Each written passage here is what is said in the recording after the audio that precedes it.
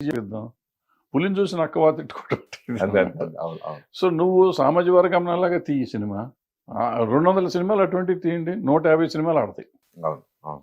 మనం అటువంటి తీయట్ల ప్రయత్నం చేయట్లా. మీరు తీసుకోండి 200 సినిమాలు నేను చెప్పాను ఇప్పుడు కింద వచ్చే సినిమాలు. ఈ 200 సినిమాలు పిచ్చి పిచ్చిగా ఉండే సగం ఒక 100 సినిమాలు చూడలేము. మామూలుగా రీజనబుల్గా కూర్చొని ఫ్రీగా టికెట్ ఇస్తే చూడే పరిస్థితి అని ఉండాలి. అవి కూడా ఉంటాయి 100 సినిమాలు. మిగతా 100 సినిమాలు 50 సినిమాలు నేను చెప్పినట్టు కేజీఎఫ్ లాగాను ఏమన్నా సార్ కేజీఎఫ్ కంటే ఎక్కువ ఉంటుంది. కేజీఎఫ్ కంటే ఎక్కువ నాకు ఎందుకురా బాబు, నేను కేజీఎఫ్ చూశాను కదా. బాహుబలి మన ముందేం నిలబడదు సార్ అంటాడు ఇంకోటి వచ్చి. నాకు వద్దురా బాహుబలి చూస్తాను కదా. వీళ్ళంతా అనవసరం కదా.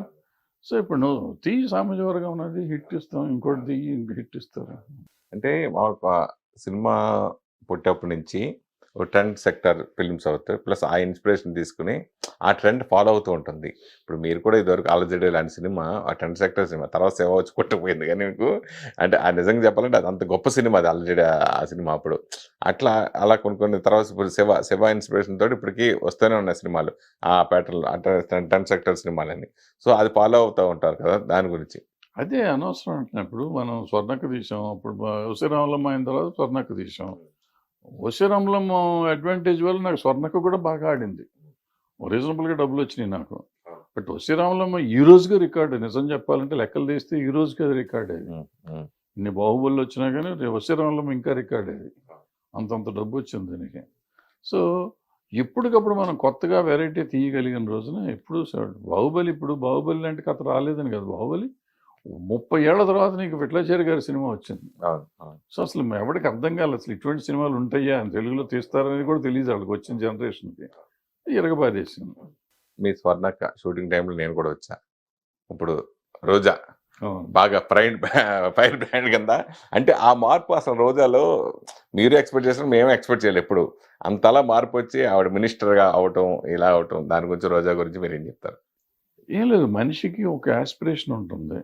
ఆ అమ్మాయికి ఎందుకు వచ్చిందో తెలియదు రాజకీయంగా. మొదట తెలుగుదేశంలోకి వెళ్ళినప్పటి నుంచి అప్పట్లో నేను వద్దని చెప్తా ఉండేవాడిని, ఎందుకు నీకు రాజకీయాలు అని చెప్తా ఉండేవాడిని. బట్ అమేజింగ్, తెలుగుదేశంలోకి వెళ్ళి తెలుగుదేశంలో ఏదో ఒక మహిళా నాయకురాలు ఏదో అయ్యింది కొంతకాలం. అక్కడి నుంచి ఈ పార్టీలోకి వచ్చింది, ఈ పార్టీలోకి వచ్చినాక ఎమ్మెల్యే, ఎంపీ, మినిస్టర్ అయిపోయింది. బాగుంది. సినిమా వాళ్ళు రాజకీయాల్లోకి వెళ్ళటం, రాజకీయ నాయకులు సినిమా వాళ్ళు విమర్శించడం, దాని గురించి. సినిమా వాళ్ళు రాజకీయాల్లోకి వెళ్ళటానికి అసలు ఎందుకు అబ్జెక్షన్ ఏంటి? మన మనుషులమే, మనం సిటిజన్స్, భారత పౌరులు మనం. సో ప్రతి పౌరుడికి మన కాన్స్టిట్యూషన్ ప్రకారం ఏ పనైనా చేసుకోవచ్చు. ఎక్కడైనా, ఏ రాష్ట్రంలో అయినా, ఎక్కడైనా, దేశంలో ఎక్కడైనా కాన్స్టిట్యూషన్ నెంబర్ ఏదో ఉంది, 1920 ఏదో ఉంటుంది. దాని ప్రకారం నేను ఏ పనైనా ఎక్కడైనా చేయొచ్చు చట్టబద్ధంగా. సో నేను రాజకీయాల్లోకి నేను వెళ్ళే అర్హత నాకు ఉంది. నాకంటే సినిమా ఇండస్ట్రీలో ఉన్న ప్రతి మనిషికి ఉంది, ఇక్కడ ఈ సిటిజన్ ఆఫ్ ఇండియా కాబట్టి. ఇకపోతే రాజకీయ నాయకులు సినిమా వాళ్ళని అనటానికి వాళ్ళకి అర్హత లేదు. సినిమా వాళ్ళు కేవలం వ్యాపారం చేసుకుంటానికే వచ్చారు ఇక్కడికి. ఇంకొకటి ఏంటంటే వీఆర్ డ్రీమ్ మర్చెంట్స్, అంటే మనల్ని కళలు అమ్ముకునేవాళ్ళం. రాజకీయ నాయకులు స్వార్థంతో వాళ్ళు త్యాగం చేస్తానికి వచ్చారు. వాళ్ళ జీవితాలు త్యాగం చేసి ప్రజల జీవితాలు కాపాడటానికి, అంటే మన కళలు వాళ్ళు సాకారం చేయాలి, మన కళలు నిలబెట్టేవాళ్ళు. సో వాళ్ళు మూసుకుని వాళ్ళ పని వాళ్ళు చేసుకుంటూ ఉండాలి. నేను డబ్బు తీసుకున్నానా తీసుకోలేదు అడుగుతానికి వాడేవాడు. మొన్న విజయసాయి రెడ్డి గారు జూలై 28వ తారీఖున రాజ్యసభలో మాట్లాడింది తప్పది. నేను ఆ రోజు చెప్పాను కదా, ఫస్ట్ మీరే స్పందించారు, దాని మీద ఇమీడియట్ గా స్పందించాను. అవును అవును అవును. మీకేం అధికారం? ఇప్పుడు విజయసాయి రెడ్డి గారిని నేను ఆ రోజు అడిగాను, ఈ రోజు అడుగుతున్నా. ఇవాళ 360 మంది అంతమంది కోటీశ్వరులు ఉన్నారు పార్లమెంట్లో. వీళ్ళందరికీ ఎందుకండి ఫ్రీగా ఇస్తున్నారు? వీళ్ళందరికీ జీతాలు ఎందుకు ఇస్తున్నారండి? వీళ్ళకి విమానం ఫ్రీ, ఫుడ్ ఫ్రీ, ఇల్లు free, phone free, car free, car petrol free, PA free, driver free, వంటోడు ఫ్రీ. ఎందుకు? ఎవరి సొమ్ము ఇది? ఇది కాక ఎంపీ ల్యాడ్లని ఇస్తే వాళ్ళు ఇష్టం వచ్చినట్టు ఎవరికి పడితే వాడికి ఇచ్చుకోవచ్చు. వీళ్ళందరూ కోటీశ్వరులు. వాళ్ళు చివరికి పార్లమెంట్లో టీ తాగుతుంటే మనం ఇక్కడ బయటకు మనం 3 రూపాయలు తాగితే వాళ్ళు రూపాయికి టీ ఇస్తారు. వాళ్ళు అంత అడుక్కుంటున్నారా? అది తగ్గించమని అడిగారు వీళ్ళు.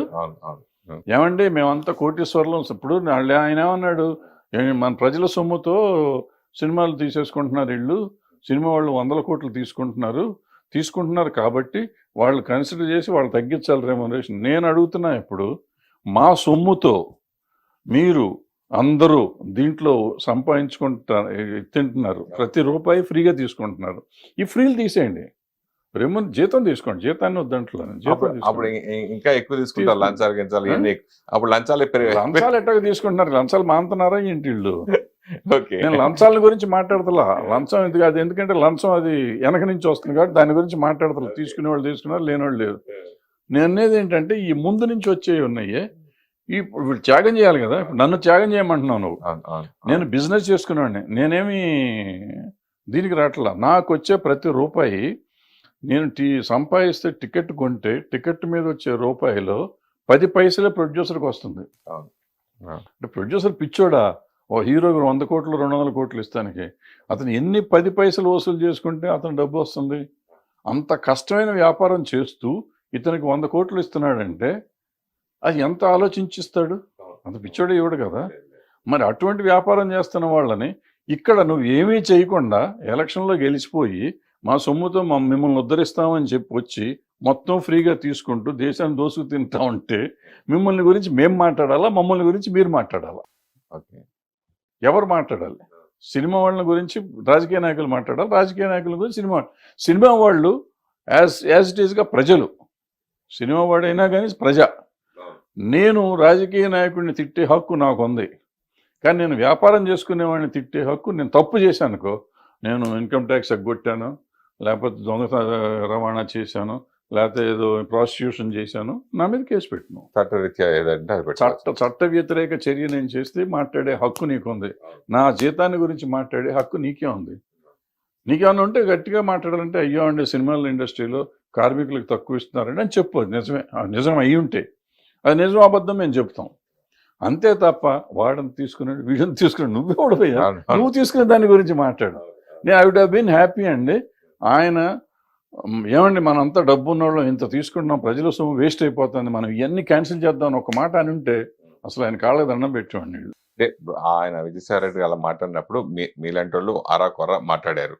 ఇంకా ఒకసారి ఆ ఫంక్షన్లో చిరంజీవి గారు మాట్లాడేటప్పటికి వరుసగా మీద అడిపారు పొలిటికల్ అందరూ కూడా, పకోడీ గాళ్ళని ఇట్లా రకరకాలుగా కామెంట్ చేయడం. ఎందుకు పరిశ్రమ నుంచి ఎవరు స్పందించలేకపోయారు? మనకి సిగ్గులేదు. చివరికి చిరంజీవి గారు చెప్పారు, చిరంజీవి గారికి హ్యాట్స్ ఆఫ్. ఎందుకంటే ఇంతకాలానికి ఆయన ధైర్యం చేసి చెప్పాడు. అది ఆయన మాట్లాడు మామూలుగా ఎప్పుడు మాట్లాడాడు ఫస్ట్ టైం మాట్లాడాడు. ఎవరు నిలబడ్డారు, ఎవరు మాట్లాడారు అసలు? నేను ఆయనకి పర్సనల్గా చెప్పా, ఏమంటే మీకు ఎవరు రారు, సీఎం దగ్గరికి వెళ్ళినప్పుడు చెప్పి ఎవరు రారు మీరు ఇంట్లో ఇన్వాల్వ్ అవుద్దని ఆయనకి చెప్పాను. ఆయన కోపం వచ్చింది. సీఎం దగ్గరికి వెళ్ళారు వీళ్ళందరిని తీసుకుని, ఆ రోజే చెప్పా మీరు ఇందులో ఏలు పెట్టద్దు, ఇదేంటి తేనె తుట్టిది, మిమ్మల్ని కరుస్తే తప్ప ఎవరు రారు మీ దగ్గరికి అని చెప్పాను ఆయనకి. అడగండి మీరు, నేను చెప్పానో లేదో అడగండి. చెప్పాను. ఆయన చెప్పారు రారు, ఎందుకు వస్తారు వీళ్ళు, వాళ్ళ అవసరానికి చిరంజీవి గారిని వాడుకుంటారు, మామూలుగా కాదు అసలు వాళ్ళు వాడుకుంటారు. ఈయన అమాయకుడు పడిపోతూ ఉంటాడు. చెప్పానండి ఆయన చెప్పా, నా బాధ్యతగా నేను చెప్పాను. నాకు సంబంధం లేదు ఇక ఎంత మనకేం, నన్ను ఇంట్లో మనిషిం కాదు, కట్టేసి వెళ్తానికి వీల్లేదు అనలేం కదా. మనకు ఇప్పుడు మామూలుగా మనకి కొంచెం శత్రుత్వంగా ఉంటాం. ఒక పార్టీలో కొంతమంది ఉంటారు, ఇంకో పార్టీలో కొంతమంది ఉంటారు. టీడీపీలో కొంతమంది ఉండొచ్చు, వైసీపీలో కొంతమంది ఇంకా వీళ్ళు మళ్ళీ ఇప్పుడు పోసాన్ గారు లాంటి కానీ ఇటువంటి కాంట్రవర్సీ కానీ మాట్లాడడం, ఒకళ్ళు తిడతాం కానీ ఇంకోళ్ళు తిడతాం కానీ, సినిమా వాళ్ళకి గొడవ, ఆ రాజకీయాల వాళ్ళు సినిమాలు కొట్టుకోవడం, దెబ్బలాడుకోవడం, వాటి గురించి మీరేం చెప్తారు? అంటే నేను వాళ్ళు సినిమా వాళ్ళుగా నేను కన్సిడర్ చేయను, బయట తిట్టుకోవటం మొదలెడుతుంది. ఎందుకంటే ఇతను ఎక్కువ అతను తక్కువ అనేది లేదు, అందరూ అదే మాట్లాడుతున్నారు. ఆ భాష మన బాగలేదు, చండాలంగా ఉంది భాష. ఈ భాష చండాలంగా ఉంది, మాట్లాడే తీరు బాగోలేదు, ఒకళ్ళనొకళ్ళు తిట్టుకోవటం బాగలేదు, ఒక పద్ధతి బాగలేదు. ఈ సంస్కారహీనంగా ఉన్న వాళ్ళు ఏ పార్టీ వాళ్ళైనా పర్లేదు, ఏ పార్టీ వాళ్ళైనా చండాలంగా ఉంది. అది సినిమా వాళ్ళల్లో ఉండటం చాలా బాధపడాలి మనం. ఎందుకంటే మనం జనానికి ఒక ఎంటర్టైన్మెంట్ పంచడానికి వచ్చాం తప్ప మనం ఏం చేస్తాం లేదు. వీళ్ళు అవకాశం ఉంటే ఎంటర్టైన్మెంట్తో పాటు ఎన్లైటన్ కూడా చేస్తానికి వచ్చాం. ప్రజల్ని ఆలోచింపజేసేవాళ్ళం మనం, ప్రజలకి ఎంటర్టైన్మెంట్ ఇచ్చేవాళ్ళం మనం. చాలా తక్కువ డబ్బులతో ఎంటర్టైన్మెంట్ ఇచ్చి ఎన్లైటన్ చేయగలుగుతున్నాం.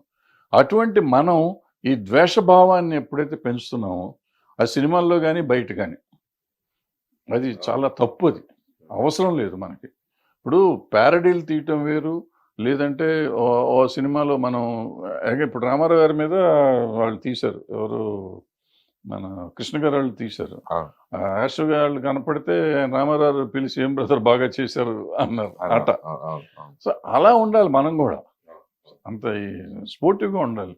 అది వదిలిపెట్టి వాళ్ళు బూతులు తిట్టి, వాళ్ళు తిట్టారు కదని మనం వాళ్ళని బూతులు తిట్టి ఎక్కడికి వెళ్తాం? సంస్కారం ఎక్కడికి పోతుంది? మన మనుషులమా ఇంకేమన్నా? అసలు అర్థం కావట్లేదు. సిగ్గుపడాల్సిన విషయం అది. ఎవరైనా కానీ ఒక పర్టికులర్ పేరు కాదు, మనం చాలామంది ఉన్నారు, అనవసరం పేర్లు ఎత్తడం. మీరెందుకు రాజకీయాలకు దూరంగా ఉన్నారు? మనకు రాజకీయం వస్తున్నాం, ఇట్లా మాట్లాడితే ఎవడెత్తాడు మనకు రాజకీయంలో? ఎవరు ఎవరు మన దగ్గర? పార్టీ సపోర్ట్ గాను అంటే ఒకటిగా ప్రాబ్లం ఏంటంటే నా ఇష్టాలు ఉంటాయి నాకు. ఇప్పుడు నేను ఫర్ ఎగ్జాంపుల్ నేను చెప్తాను, ఇప్పుడు చిరంజీవి గారి విషయం దాకా చెప్పాను, నేను ఇది రైట్ అని చెప్పాను, అది తప్పు అని చెప్పాను. నేను ఒక చోట ఉండి వాళ్ళని రైట్ తప్పు అంటే ఒప్పుకోరు, ప్రతిదానికి రైట్ అంటేనే ఒప్పుకుంటారు ఎవరైనా కానీ. ఈ సమాజం వాళ్ళు ఎట్టా ఉందంటే, నేను అన్నిటికీ ఊ కొడతాం, చిడతల్లాగా తయారైతే బాగుంటుంది. మంచి ఏంటి చెడు ఏంటి అని చెప్తే ఎవరికి నచ్చదు. సో పొలిటికల్ పార్టీ కూడా సేమ్ ప్రాబ్లం అవుతుంది.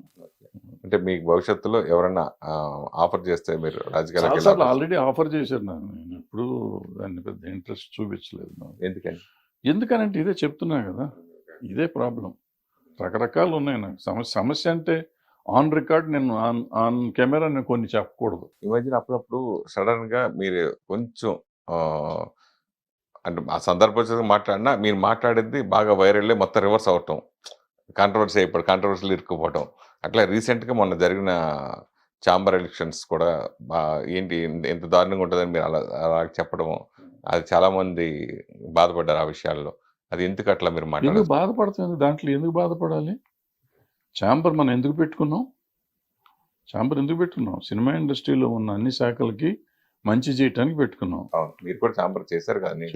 దాన్ని ఎందుకు పెట్టుకున్నాం? దాన్ని వదిలిపెట్టి ఆ పబ్లిసిటీ ఏంటి, ఆ క్యాన్వాసింగ్ ఏంటి, ఆ డబ్బులు ఏంటి, ఆ ఖర్చు ఎంత పెట్టారు, ఆ వెనక పోస్టర్స్ ఎంత పెట్టారు, ఎవరి కోసం పెడుతున్నాం? ఏం చేస్తానికి అక్కడ ఏమన్నా ఉందా? డబ్బులు ఉన్నాయా? దోసుకెళ్తానికి వచ్చాం మనం? ఎందుకు బాధపడకూడదా? కోప్పడకూడదా దానికి? కొంతమంది అదే బాధిస్తుందని వాళ్ళు బాధపడ్డారంటే వాళ్ళకి ఏముందో మరి. వాళ్ళు వేరే ఆలోచన ఉండకపోతే నేను చెప్తున్నానమ్మా, ఒకవేళ ఎవరన్నా అట్లా నన్ను గురించి అనుకుని ఉండుంటే, అన్నట్టు నా నోటీస్కి అయితే రాలేదు, ఒకవేళ నిజంగా అనుకుని ఉంటే వాళ్ళకి వేరే చింతన ఉండి ఉంటుంది. అక్కడ ఏదో డబ్బులు దొబ్బడానికి వెళ్ళి ఉంటారు, వాళ్ళ ఆలోచన ఉండి ఉంటుంది. అవకాశం లేదు కదా అసలు. ఉందేమో వాళ్ళకి, మనకేం తెలుసు? ఎందుకు బాధపడాలి? నేను ఏమన్నాను, డబ్బులు వేస్ట్ చేయటం ఎందుకు? మనం అంతా చూసిన వాళ్ళమే కదా, అంతంత డబ్బు ఎందుకు ఖర్చు పెట్టాలి? ఇంత డబ్బు ఖర్చు పెట్టే మనం 1000 రూపాయలు పెన్షన్ ఇస్తే పాపం ప్రొడ్యూసర్ లైన్లో వచ్చి తీసుకుంటున్నారు కొంతమంది. ఎగ్జిబిటర్లు ఇబ్బందులు పడుతున్నారు, డిస్ట్రిబ్యూటర్లు ఇబ్బంది పడుతున్నారు. అందరికి 1000 రూపాయలు 2000 రూపాయలు ఇవ్వాలనే పరిస్థితి కూడా ఉంది మన దగ్గర. నువ్వు ఆ రోజున ఖర్చు పెట్టిన దగ్గర 25-30 లక్షలు, 1 కోటి రూపాయలు కూడా అయ్యిందేమో నాకు తెలియదు ఖర్చులు మొత్తం అందరికి కలిపి. అంత డబ్బు అక్కడ డిపాజిట్ చేసి నువ్వు చాలా మందికి సేవ చేసి ఉండొచ్చు కదా. ఇప్పుడు నేను సేవ చేస్తానికి వస్తాననే కదా అక్కడికి వెళ్ళేది. ఇందాక నేను రాజకీయ నాయకులను తిట్టినట్టు ఛాంబర్లో సేవ చేయడానికి ఎందుకు వస్తున్నావు? నువ్వు ఇండస్ట్రీకి సేవ చేయటానికి అంతే కదా. 24 క్రాఫ్ట్స్ బాడీ కదా అది. ఇండస్ట్రీకి సేవ చేస్తానికి నువ్వు వచ్చినప్పుడు ఎందుకు డబ్బు ఖర్చు పెడుతున్నావు? ఏంటి నీ ఉద్దేశం ఏంటి? ఇండస్ట్రీ మంచి, ఇప్పుడు డబ్బు ఖర్చు పెట్టి నువ్వు నాయకుడు అవుదాం అనుకున్నా అయిపోయింది కదా. నువ్వు నీ ఇంటెన్షనే రాంగ్గా ఉంది అక్కడ. ఇంకా నువ్వు బాధపడతావు ఎందుకు? నేను అన్న మాటకి బాధ ఎందుకు పడాలి? పడితే నీ తప్పు, నా తప్పు కాదు. నేను రాజకీయ నాయకుడిని తిట్టే నాకు హక్కు ఉన్నప్పుడు నువ్వు ఎలక్షన్ చేసినప్పుడు ఇక్కడ కూడా తప్పే కదా. మన సినిమా వాళ్ళని మాత్రం తిట్టకూడదు, వాళ్ళని మాత్రం తిట్టాలి.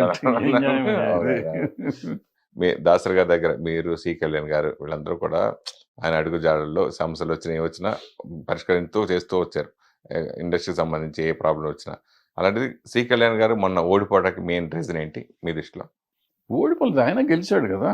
ఆయన గెలిచాడు. ఇప్పుడు అది ఎలక్షన్ అన్నాక మామూలే. ఇప్పుడు ప్రొడ్యూసర్స్ సెక్టర్లో ఆయన గెలిచాడు, అందరూ గెలిచారు. ప్రొడ్యూసర్ సైడ్ నుంచి ఈయన గెలిచాడు, ఆయన గెలిచాడు. వాళ్ళకి ఆయనకి మెజారిటీ ఉంది, ఆయన వచ్చాడు, అంతే సింపుల్. దాంట్లో ఓడిపోవటానికి కారణం ఉంది, వేరే కారణాలు ఏమి ఉండవు. ఇప్పుడు అందరూ గ్రూపులు అయిపోయినాయి కదా, గ్రూపుల మీద అట్లా వస్తూ ఉంటుంది. ఒకళ్ళు ఓటమి ఒకళ్ళు గెలుపు కామనే కదా. అయితే కళ్యాణ్ గారు మీతో బాగా అవినాభావ సంబంధం కదా, ఆయన ఓడిపోవటానికి రీజన్ ఏంటి అన్నారు? రీజన్ ఏం లేదమ్మా, రాజకీయం ఇదంతా రాజకీయం ఏముంటుంది, రాజకీయమే, ఎవరి రాజకీయం వాళ్ళకు ఉంటుంది. దాని గురించి ఏం మాట్లాడతాం మనం, మనకి నిజంగా నాకు పట్టించుకోవటం కూడా లేదు, 5 ఏళ్ళ నుంచి అది పట్టించుకోవట్లేదు. ఎందుకు అట్లా దూరంగా ఉంటాయి? ఎందుకు, ఏముంది దాంట్లో?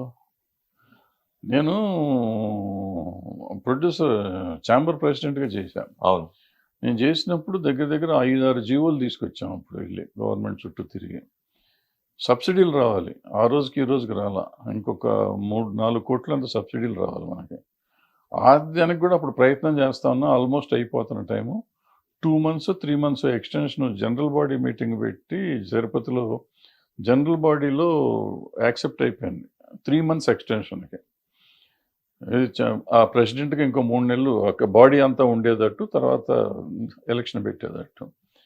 అక్కడి నుంచి తిరిగి వచ్చాం, తిరుపతి నుంచి తిరిగి వచ్చినాక కొంతమంది పెద్ద మనుషులు అంతా కలిసి రాత్రి హడావిడి చేసి 1 week or 10 days నోటీస్ ఇవ్వాల్సిన దాన్ని కూడా బైపాస్ చేసి జనరల్ బాడీ మళ్ళీ పెట్టి ఎలక్షన్ పెట్టి తీరాల్సిందే, భరద్వాజ్ దిగిపోవాల్సిందే అని చేశారు. సరే, నన్ను దింపేశారు. నన్ను దింపితే నాకు ఊడిందేం లేదు, నాకు పోయిందేమన్నా ఉందా? పోనీ సబ్సిడీ తెచ్చారు, ఈ రోజుకి రాలా. ఓకే, పాపం చాలా మంది అలా బలైపోయారు. 40 మందికి రావాలి 3 కోట్లు. ఇప్పుడు ఒక ప్రొడ్యూసర్ గారు వెళ్ళి కోర్టుకి వెళ్ళి ఆయనకు ఆర్డర్ వచ్చింది, 52% ఆంధ్ర గవర్నమెంట్, 48% తెలంగాణ గవర్నమెంట్ ఇవ్వాలని. ఆ జీవో చూసినాక నేను ఒక స్టేట్మెంట్ ఇచ్చి, ఈ రోజు వరకు ఎవరు ఇవ్వాలా, ఇంకా ఎవరు మాట్లాడతలా. నేను 3 సార్లు చెప్పా దీని గురించి. ఆ గవర్నమెంట్ ఈ గవర్నమెంట్ అడితే 2 కోట్లు 2.5 కోట్లు అవుతుంది అంతే. ఓకే, ఈ 2 కోట్లు అనేది పెద్ద విషయం కాదు. వీళ్ళు ఇన్ని కొట్టుకునే బదులు మొన్న ఎలక్షన్లో ఖర్చు పెట్టిన డబ్బులు వీళ్ళకి ఇవ్వచ్చు, లేదనుకుంటే ఆ సీఎం దగ్గరికి ఈ సీఎం దగ్గరికి వెళ్ళి డబ్బులు ఇప్పించవచ్చు. 2 కోట్లు వాళ్ళకి పెద్ద అమౌంట్ కాదు వాళ్ళ గవర్నమెంట్కి. ఇటువంటివి చేయాలి కదా. ఏమీ చేయకుండా ఎదవ రాజకీయం చేసి వాడు ఉండకూడదు, వీడు ఉండకూడదు, వీడిని నాశనం చేద్దాం, వాడిని నాశనం చేద్దాం అనుకునే వాళ్ళు ఉన్న సమాజంలో మనం ఎందుకు దూరాలు ఏలెందుకు పెట్టాలి? నాకు అవసరం లేదుగా.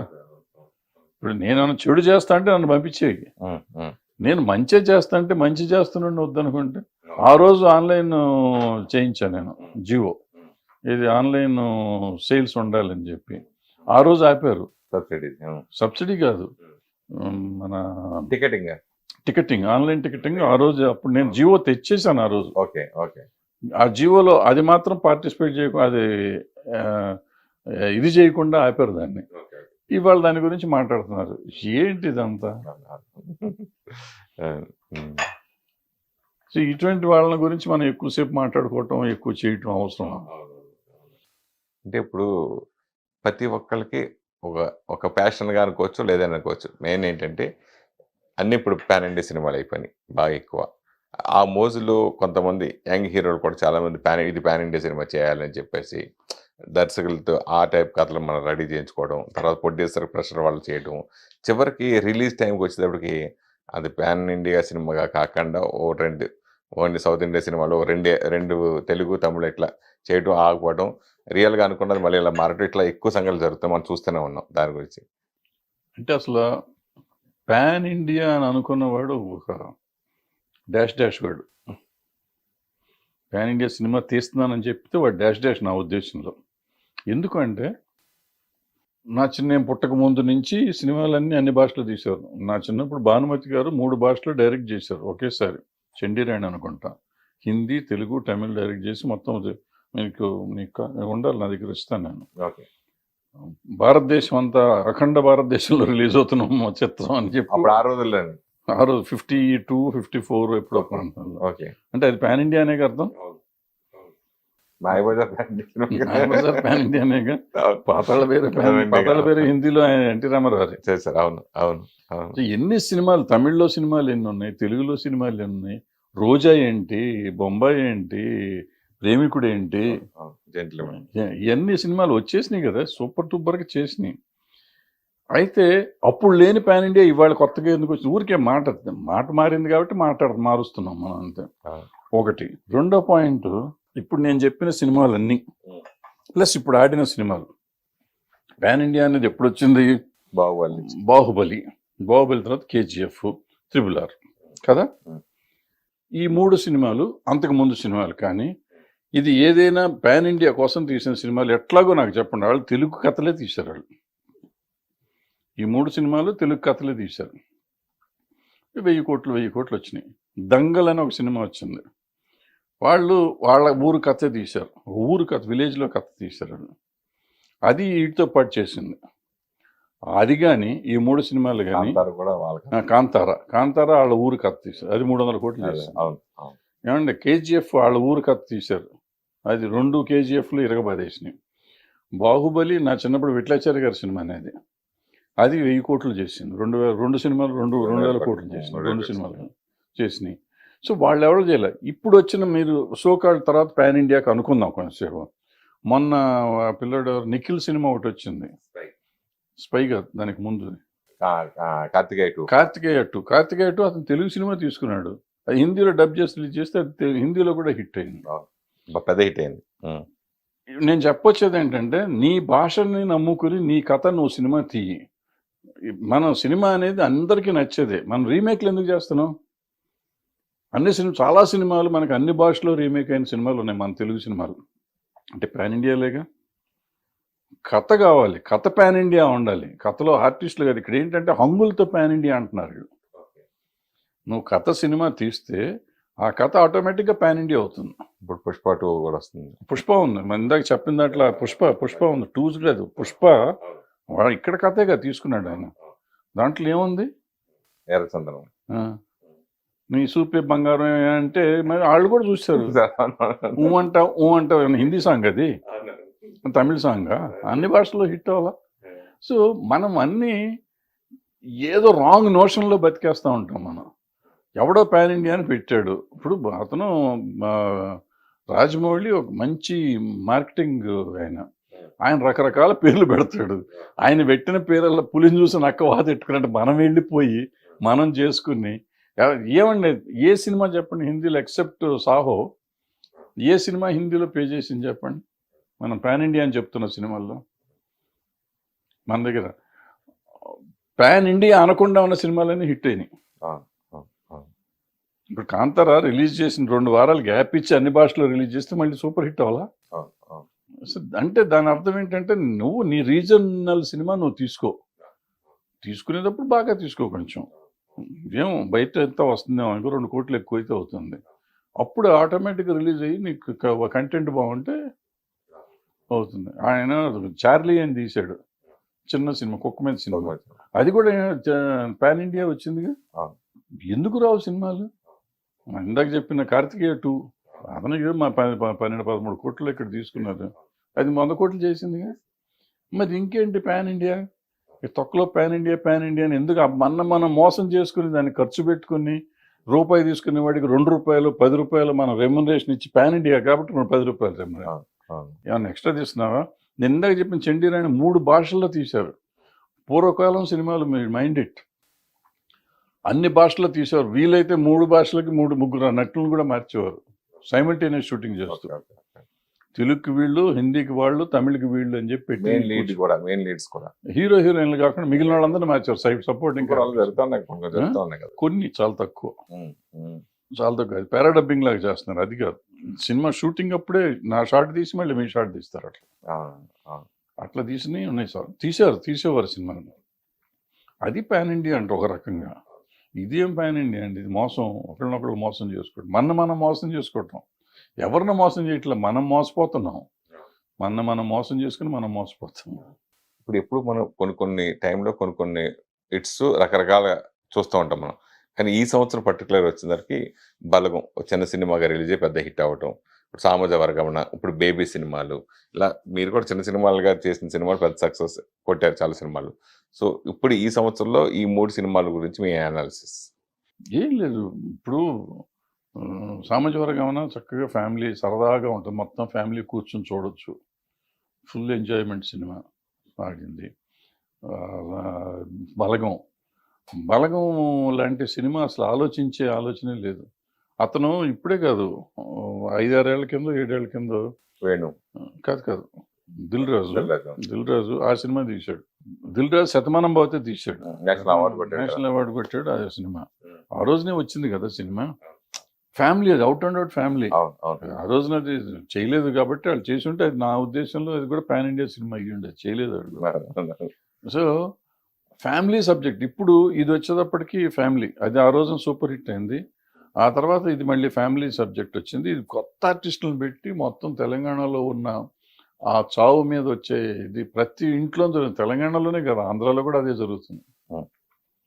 ప్లస్ మీకు అక్కడ చక్కగా కాకి సెంటిమెంట్ పెట్టి అంటే నీళ్ళు మనం అందరం కలిసి ఉంటేనే మనం ఓ నమ్మకం కాకి ముట్టుకుంటాం. ఎందుకంటే మన వాళ్ళ ఆత్మ శాంతించాలంటే వాళ్ళ కోరిక నెరవేరాలి. చచ్చిపోయే ముందు కోరిక నెరవేరాలి.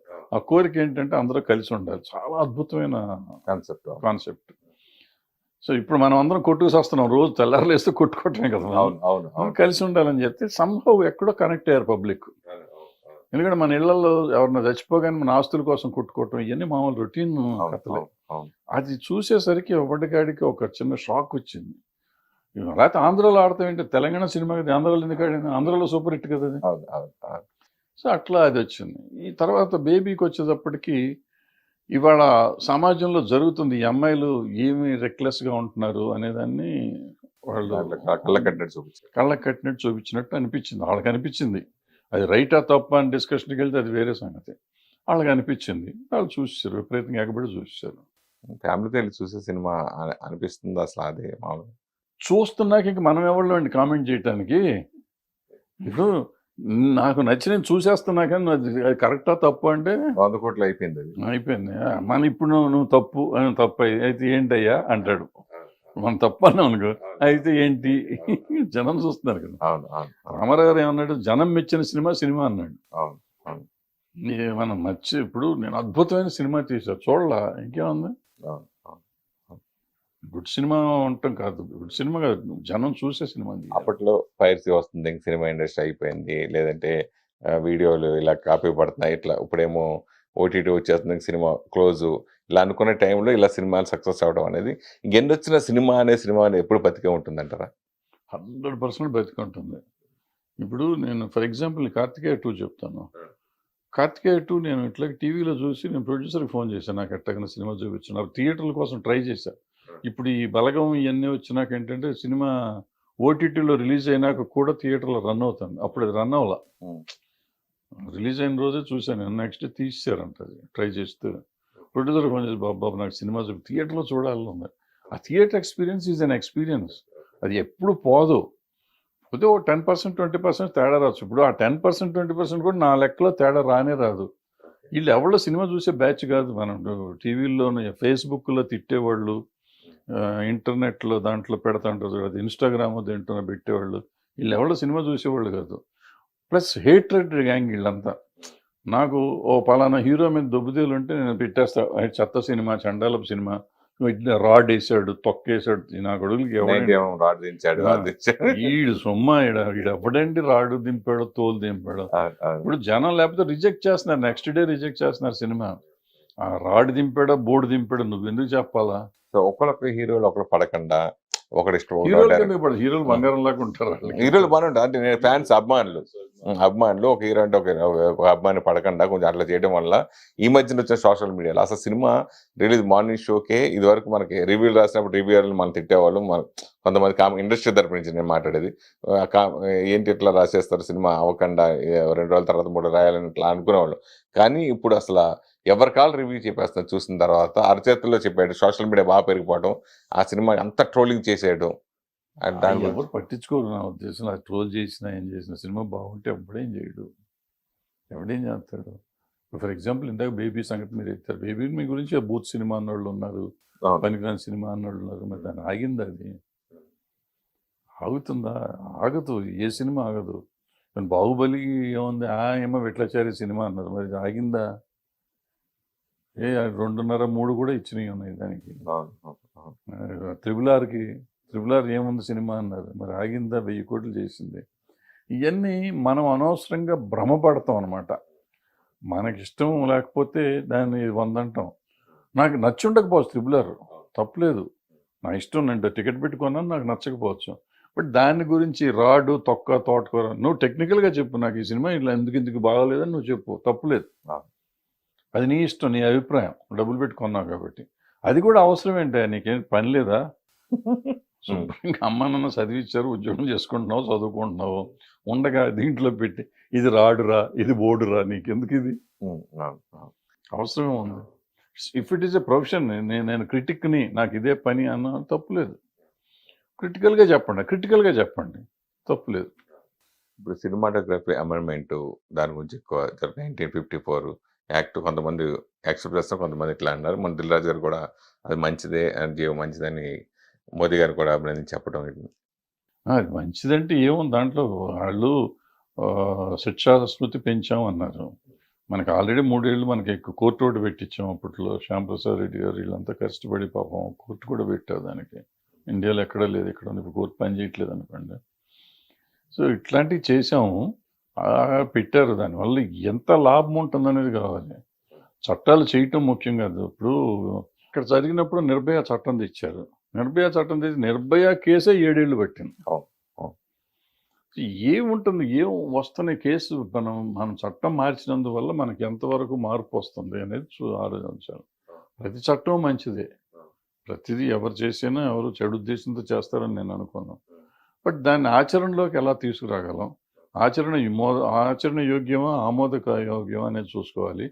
ప్లస్ ఇంకోటి ఏంటంటే, సినిమాల గురించి ఎప్పుడన్నా చట్టాలు తీసుకుంటే సినిమా వాళ్ళని కూడా కన్సిడర్ చేయాలి. ఎవరో ఒకరిని, ఆర్గనైజేషన్స్ ఉన్నాయి కదా, ఎవరి ఇష్టం వచ్చినట్టు అటు తీసేసి చేసేస్తుంటే. అందువల్ల కాపీరైట్ యాక్ట్ చేశారు. కాపీరైట్ యాక్ట్ ఏంటంటే, ఇప్పుడు నేను సినిమా తీస్తున్నా, నేను ఒక కథ తీసుకున్నా, కథలో ఒక సిచ్యువేషన్ తీసుకుని దానికి ఒక పాట రాయిస్తాను. అంటే సిచ్యువేషన్ నేను ఇస్తున్నా, పాట నేను ఇస్తున్నా, మ్యూజిక్ డైరెక్టర్ డబ్బులు ఇస్తున్నా, రైటర్కి డబ్బులు ఇస్తున్నా, ఆర్కెస్ట్రాకి డబ్బులు ఇస్తున్నా. కానీ హక్కు నాది కాదు. పాట మీద హక్కు నాది. పాట మీద హక్కు ఎవరిదో రైట్స్ కొనుక్కున్నాడంట. దానికి ఇప్పుడు నేను నా ఫిల్మ్ నగర్ క్లబ్లోనో లేకపోతే మన ఆఫీస్లో పండగ ఏదైనా ఫెస్టివల్ చేసి నా సినిమా 100 days ఫంక్షన్ చేసి నేను పాట పెట్టుకుంటే నేను వాళ్ళకి వచ్చి డబ్బులు ఇవ్వాలి. నేను ఇది ఎక్కడ కూడా నేను ఇన్ని కోట్లు ఖర్చు పెట్టి నేను సినిమా తీస్తే నేను సిచ్యువేషన్ ఇవ్వకపోతే ఆయన పాట రాసింది నేను కొనుక్కుంటే అనుకోవచ్చు. డబ్బులు ఇచ్చేది అక్కడ వెస్టర్న్ కంట్రీస్లో ఉండేది. వెస్టర్న్ కంట్రీస్లో ఏంటంటే ప్రైవేట్ ఆల్బమ్స్ అన్ని, వాళ్ళకి సినిమాలో మ్యూజిక్ లేదు. మనకి సినిమాలో పార్ట్ మ్యూజిక్. ఇప్పుడు మనకి ఎంత దరిద్రం అంటే, మనం సినిమా తీస్తే ఆడియో కంపెనీకి ఇచ్చేస్తే ట్రైలర్ వేసుకుంటానికి, ట్రైలర్లో యూట్యూబ్ రైట్స్ మనవి కాదు, ట్రైలర్ వాళ్ళు వేయాలి, మన వేస్తానికి వీల్లేదు.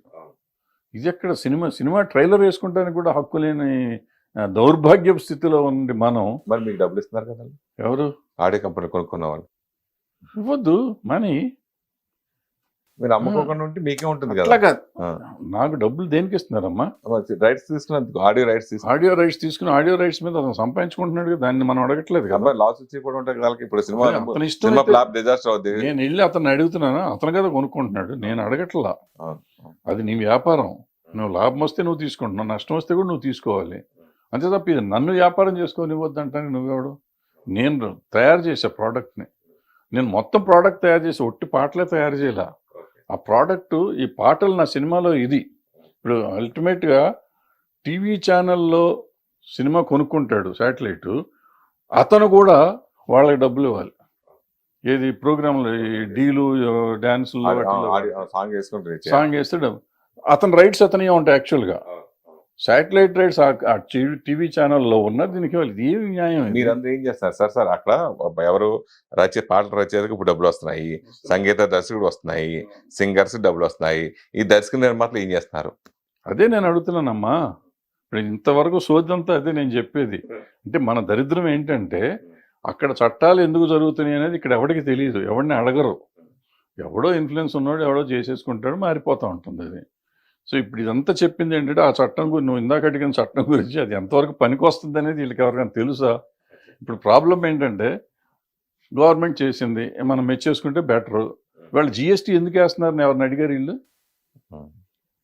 ఇవాళ జిఎస్టీ ఎందుకండి సినిమాకి అంత 18% జిఎస్టీయా? 18% జిఎస్టీ ఇస్తున్నాం. 100 రూపాయలు అంటే 120 రూపాయలు టికెట్ కడుతున్నాం మనం ప్రజల మీద. ప్రతి రూపాయి మీద ఇప్పుడు జిఎస్టీ వస్తుంది. ఎట్లా అకౌంటబిలిటీ అది? సో ఇవన్నీ అడగట్లేకుండా మనం వాళ్ళు ఏది చేస్తే అది రైట్, ఆహా అద్భుతం అనుకుంటూ కూర్చుంటే ఇట్టగా ఉంటుంది. అవును. అంటే ఇలాంటి సమస్యలు ఇప్పుడు మనకు మెయిన్ ఇప్పుడు చాంబరే కదా సార్ ఫైనల్‌గా మనం డెసిషన్ తీసుకొని చేసేది ఇండస్ట్రీ తరపు నుంచి. సో, ఇప్పుడు కొత్తగా 'దిల్ రాజు' గారు ప్రెసిడెంట్‌గా వచ్చారు. సో, ఇప్పుడున్న సమస్యలు ఇప్పుడు మీరు చెప్పారు పాటల గురించి, ఆడియో రైట్స్ గురించి, దీని గురించి వీళ్ళందరికీ ఒక యూనిట్ ఉంది. మన ప్రొడ్యూసర్‌లకి, డైరెక్టర్‌లకి వీళ్ళకి ఎవరికీ యూనిటీ లేకుండా పోయింది. సో, అలాంటి సమస్యలు మీకు ఇంకా అనిపించినయి ఏంటి? ఆ సమస్యల్ని ఇప్పుడు 'దిల్ రాజు' గారు పరిష్కరించగలగరా? చేయగలుగుతారన్న నమ్మకం మీకుందా? మనకి తెలియదప్ప, మనకెందుకు వచ్చింది చెప్పు.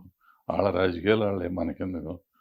వచ్చినవి చెప్తాం, ఏమన్నా అడిగితే చెప్పాలి, అడగకుండా. ఎందుకంటే ఇక్కడ ఏదో మన ఇద్దరం చర్చించుకుంటున్నాం కాబట్టి చెప్పుకుంటూ అవును. పోతున్నాం. అవును. అవును. అవును. నాకేం తీట పట్టింది ఇళ్ళే దిల్ రాజు గారితో కూర్చుని. ఆయనకి అంత టైం ఉండదు, ఆయన బిజీ ప్రొడ్యూసర్ ఆయన కదా! బిజీ ప్రొడ్యూసర్, ఆయనకి టైం ఉండదు. ఆయన ఇంటానికి టైం ఉంటుందా, ఉండదు. మనకెందుకు చెప్పు. ఆయన ప్రెసిడెంట్ అయ్యారు కదా సార్. అయితే ఏం చేస్తాం. సమస్యని ఆ, నాకు అవసరం లేదు, ఇవాళ నేను సినిమా తీయట్లేదు, నాకు మరి పోదు. ఒకప్పుడు మీరు కూడా బిజీగా ఉన్నా గానీ మీరు కూడా కొన్ని సమస్యలు చేసి ఉండొచ్చు, చేయకపోయి ఉండొచ్చు. సో, నా తీట నాది, నేను అప్పుడు ఆ గోల చేశాను. వాళ్ళకి తీట గోల ఉందో లేదో నాకేం తెలుసు. అది కాకుండా ఇవాళ ప్రొడక్షన్లో ఉన్న వాళ్ళకి తెలిసినంత నాకు తెలియదు. అవును. అవును. నేను చెప్పినవన్నీ జనరల్ ఐటమ్స్. ఇవాళ ప్రొడక్షన్లో ఉన్న వాళ్ళకి వాళ్ళు కొన్ని కొత్త వచ్చిన టెక్నాలజీ మారిపోయింది, సిస్టమ్ మారిపోయింది. సో వాళ్ళందరూ కూర్చొని మాట్లాడుకొని చేసుకోవాలి. వాళ్ళు నిజంగా అంటే ఎవరన్నా పిలవాలి, సీనియర్స్ ఎవరన్నా తెలిసిన వాళ్ళు ఉంటే పిలిచి మాట్లాడుకుని ఇంకేమైనా చేద్దామా అని ఆలోచిస్తే బాగుంటుంది. పిలవని పేరెంటాలకి మనం వెళ్ళి నువ్వెందుకు వచ్చావు అనిపించుకోవటం అవసరం మనకి. అవును. ఇదివరకు అసలు ఏ సమస్య వచ్చినా, ఏదొచ్చినా గానీ, ఓ పెద్ద తరహాగా మీలాంటోళ్ళు చాలా మంది వచ్చి పార్టిసిపేట్ చేసేవారు. ఇప్పుడు ఆ కలుపుగోలుతనం ఇప్పుడు పోయిందా? అవన్నీ అక్కర్లేదనే కదా ఎలక్షన్లు అట్లా కొట్టుకున్నారు మొన్న. వాళ్ళకి వాళ్ళు పెద్దవాళ్ళు అనుకున్నారు, కొట్టుకుంటున్నారు. పెద్దవాళ్ళు అంటే నిజంగా పెద్దవాళ్ళు వాళ్ళు. డెఫినెట్గా వాళ్ళ మార్కెట్ ఉన్న ప్రొడ్యూసర్స్ పరిస్థితిలో వాళ్ళు సూపర్ స్టార్స్ వాళ్ళంతా. వాళ్ళని కాదంటానికి ఏం లేదు, మనకి అసలు అనే హక్కు లేదు. బట్ దానికి కూడా కొన్ని పద్ధతులు ఉంటాయి, పద్ధతిగా చేసు. ఇప్పుడు దాసరి గారు ఉన్నప్పుడు కూడా మీరు కొన్ని సమస్యలు ఆయన దృష్టికి వెళ్ళకుండానే ప్లస్ ఆయనే మీకు అప్పచెప్పారు కొన్ని సమస్యల్ని. మీరు ఆయన ఆయన ఆయన చేయలేని పనులు కూడా మీరు చేశారు కొన్ని. మాకు తెలిసుండి. అలాంటి భరద్వాజ గారు ఎందుకు ఈట్లన్నిటికి బాగా దూరం అయిపోయారు? ఎందుకు దూరం అవటం ఏం లేదు. ఇప్పుడు నేను దాసనారాయణరావు గారి టైంలో ఏంటంటే, యాక్చువల్గా దాసనారాయణరావు గారు మెడ్రాస్లో ఉండేవారు, ఇక్కడ తర్వాత వచ్చారు. సో ఇక్కడ ఉన్నప్పుడు అప్పుడు నేనే మొత్తం ఇక్కడ హ్యాండిల్ చేశాను కొంతకాలం. తర్వాత ఆయన వచ్చినాక ఆయన హ్యాండిల్ చేస్తా ఉంటే ఆయన చేసి ఆయన చెప్పి కొన్ని చెప్పకుండా కొన్ని ఆయన దగ్గరికి వచ్చినాయి అని నా దగ్గరికి తోసేవారు. నువ్వు చేసుకే చూడబోయే భరద్వాజ్ అనేవారు. సో అట్లా చేసేవాళ్ళం. పని ఉంది కదా అంటే, నేను అడిగా ఒకరోజు గురుగారు అసలు మనకెందుకు, మనకి అర్థం అవ్వట్లేదు కానీ మనం ఇక్కడ మాట్లాడుతా అంటే మన ముందు డోర్ వచ్చినప్పుడు కాళ్ళు మొక్కుతున్నారు మీకు, పర్టికులర్గా ఆయన కూర్చోబెట్టి అడిగా.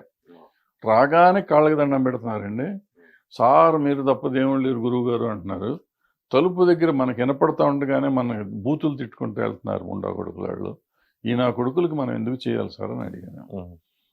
ఆయన ఒకటి చెప్పాడు నాకు, మనం అనేవాళ్ళం మనం చేస్తామా చేయమా, అవుతుందా అవుదా కాదు, మన లాంటి వాడు ఒకడు ఉన్నాడు అనేసరికి వాళ్ళకి సమాజంలో కొంతమందికి భయం ఉండి కొంతన్నా తగ్గుతుంది. మొత్తం 100% మనం సాల్వ్ చేయలేం, కరెక్ట్. 100% ఎప్పుడు సాల్వ్ చేయలేం. బట్ 70-80% కట్ అయితే అవుతుంది. సో ఆ భయాన్ని మెయింటైన్ చేద్దాం. అవసరం ఉన్న పాపం అవకాశం ఉండి ఎవరికైనా జరిగింది అనుకో, మనం చెప్పినవన్నీ ధర్మం అని కాదు, కొన్ని జరిగినాయి అనుకో సంతోషించాలి మనం, పక్కనోడికి హెల్ప్ చేసామని. మనకు అవకాశం ఉండి మనం చేయకపోవటం మనం ద్రోహం చేసుకోవటం అని చెప్పి ఆయన చెప్పాడు. నాకు అది మంచిది అనిపించింది. అందుకని ఆయన కాలం చేశాను. ఆయన వెళ్ళిపోయినాక అసలు నాకే మనసు లేదు, మానేసి. ఎవరు ఇప్పుడు మొన్నటి వరకు చిరంజీవి గారిని మీరు ఉండమని మీలాంటి కొంతమంది ఉండమని చెప్పినా కానీ అలా జరగట్లేదు. What next? అక్కర్లా, ఎవరు ఉండక్కర్లా. ఇప్పుడు దాసనారాయణరావు గారు ఏమన్నా మనం సెలెక్ట్ చేసుకుంటే అయ్యాడా, ఎలక్ట్ చేసుకుంటే అయ్యాడా, అది కుదిరే పని కాదు, ఎవరు అవ్వలేరు. చిరంజీవి గారిని మనం అడిగామంటే, చిరంజీవి గారిని నేను ఎందుకు అడిగానంటే దానికి కారణం ఉంది. ఎందుకంటే దాసనారాయణరావు గారిని నేను దగ్గరగా చూశాను ఈ పర్టికులర్ విషయాలు, మిగిలిన విషయాలు కాదు. దానికి ఒకటి స్తోమత ఉండాలి, 2 కంట్రోల్ ఉండాలి. కంట్రోల్ అంటే మనం అప్రోచ్ అవ్వగలిగే తాహత ఉండాలి. ఆ దాసనారాయణరావు గారు సినిమాలు తీసినా తీయపోయినా మొత్తం ఇండస్ట్రీలో ఉన్న ప్రతి వాడితోనూ సెక్రటరీ చేసి ఫోన్ చేయమంటే అవతల ఫోన్ ఎత్తారు. నువ్వు ఫోన్ చేస్తే ఎవరు ఎత్తారు వాళ్ళ ఫోన్. బట్ చిరంజీవి గారు ఫోన్ చేస్తే ఎత్తారు. సో అందుకని చిరంజీవి గారు ఉండాలన్న. ప్లస్ నలుగురిని పిలిస్తే కూర్చోబెడితే అక్కడ ఇంటికి వస్తే పిలిపిస్తానికి ఆయన ఇంటికి వస్తే కూర్చుంటానికి టీ ఇస్తానికి మా ఇంటికి వస్తానికి ఎవరు రాలేరు. అవును. ఇవన్నీ మన వరకు మనం తాహత లేదు, స్తోమత లేదు, తాహత లేదు. ఒకటి 2 పాయింట్లు. ప్లస్ ఏంటంటే ఈ మూడోది ఒకటి ఉంది, నాకు అవగాహన ఉంది వీటన్నిటి మీద, ఇండస్ట్రీ మీద. సో బట్ చిరంజీవి గారు లాంటి వాళ్ళు చూసుకుని ఎవరినో నన్ను కళ్యాణ్ మన సిసిసి అప్పుడు మమ్మల్ని అందరినీ పిలిచేట్టు చేశారు. అట్లా కోపప్ చేసుకుని చేయగలిగితే బాగానే ఉంటుంది అనే ఉద్దేశం నాది. నన్ను పిలవాలనే ఉద్దేశం అది. ఎవరో ఒకళ్ళని ఆయనకి తెలిసిన వాళ్ళు ఉంటారు కదా, వాళ్ళని పిలుచుకొని చేసుకుంటే బాగుంటుంది, ఈజీ కంట్రోల్. ఆ తర్వాత చిరంజీవి గారు ఉన్నప్పుడే కొన్ని జరిగినాయి కూడా. చిరంజీవి గారు కోఆర్డినేట్ చేశారు కాబట్టే కొన్ని జరిగినాయి, జరగకూడని కూడా జరిగినాయి. ఓకే. సో అలాంటి వాళ్ళు ఉండాలి. దానికి ఏంటంటే అవసరమైనప్పుడు మనం కలుపుకునేటట్టు ఉండాలి. ఇప్పుడు నేను అనుకోవడం చిరంజీవి గారికి కూడా చేయి దాటిపోయిందేమో అనుకుంటున్నాను. ఇప్పుడు అంత డిఫరెంట్గా తయారైపోయింది సమాజం, ఇండస్ట్రీ. ఎవరి కాళ్ళే కొంచెం సెల్ఫ్ మేడ్ ఎక్కువైపోయింది. సెల్ఫ్ మేడ్ అయిపోయారు, వైషమ్యాలు పెరిగిపోయినాయి ఒకరికొకరు. అది I don't think it works out.